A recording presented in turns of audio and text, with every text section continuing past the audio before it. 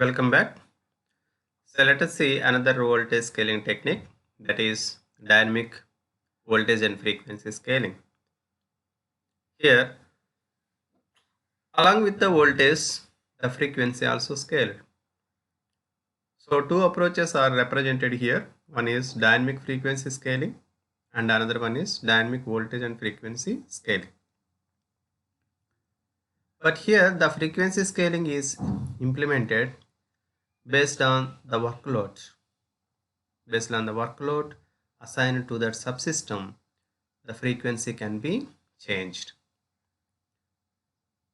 Let us see an example whether the frequency and voltage scaling can be reduced the power consumption or not. Let us take in case 1, there is a full workload we have, that is 100% workload.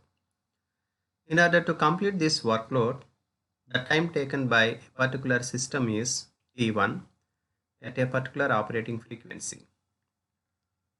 And assume here no voltage and frequency scaling is applied.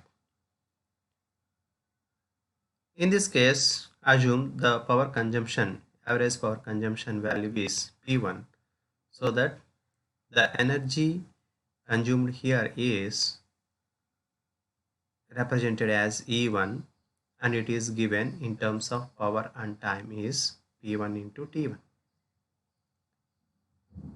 Suppose if I reduced the workload to the 50%, that is case 2 actually.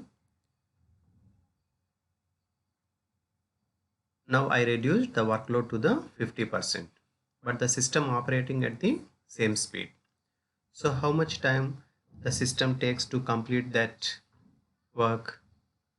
That is half of the time taken to complete the 100% of workload, because the system is working at the same operating speed. So this is a diagram representing case 2. Here workload is reduced to 50%. Since the system operating at the same speed, it finishes the work within time T2. If you see, the time T2 is exactly half of the time T1.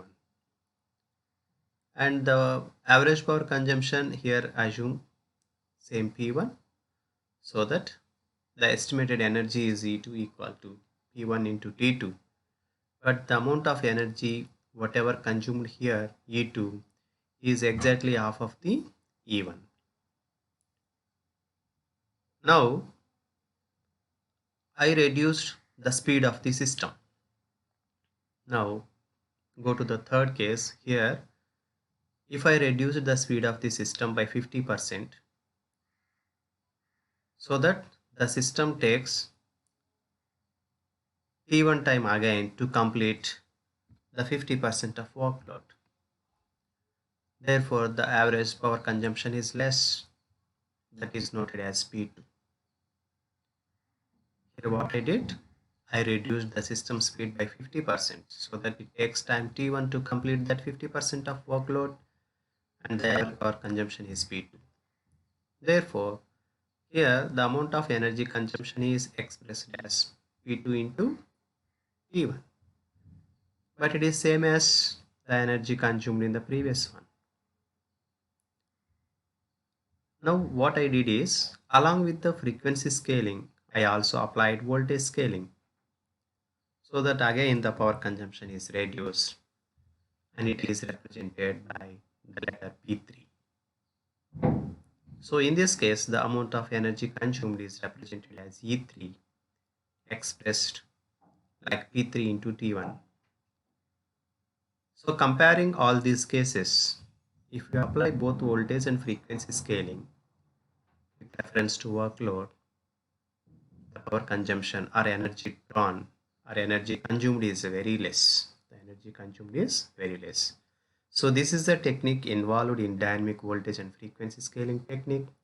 So to implement DVFS system, it needs the various blocks like variable voltage processor, variable voltage generator, variable frequency generator, and workload monitor.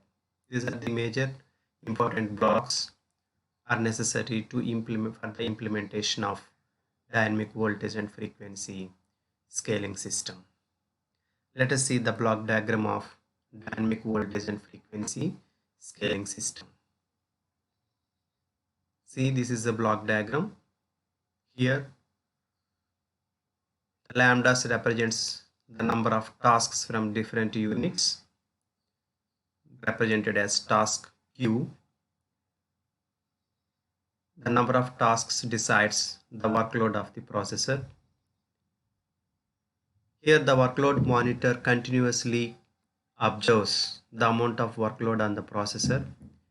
Based on that workload, it changes the applied voltage and also applied frequency to the processor. Generally, the variable voltage source is a DC to DC converter and another one is frequency generator. These two are controlled by the workload monitor so that proper voltage and frequency are applied to the processor.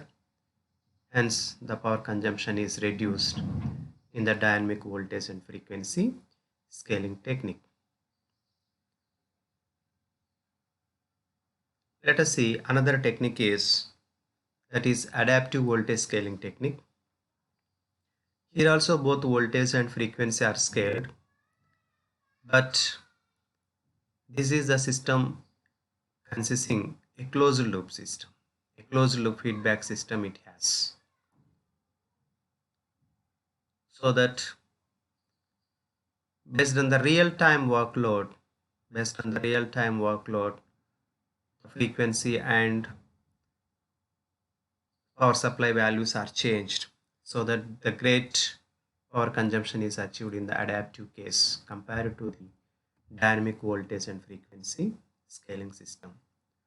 So this is the block diagram for adaptive voltage scaling. It includes along with the main logic block a DVFM, that is dynamic voltage and frequency management unit. It includes two blocks again.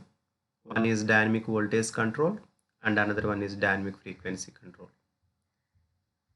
In the dynamic voltage control, the different blocks you can identify here are pulse generator, delay synthesizer and delay detector. So the delay synthesizer estimates the delay of the processor so that the delay detector compares the target delay with the delay of the pulse so that it decides how much voltage the system has to be required. So it gives the delay information to the power supply, that is DC to DC converter. So proper voltage it has to send to the or it has to supply to the main logic block. And the DFC control, the unit continuously monitor the activities of the main logic block, and based on the activities demand it adjusts the frequency of the clock generator so that proper frequency signal is applied to the main logic block. Like that, with the closed loop system, both voltage and frequency are controlled based on the real-time situation. So that in this case, greatly the power consumption will be reduced. This is the adaptive voltage and frequency, adaptive voltage scaling technique. Okay, thank you.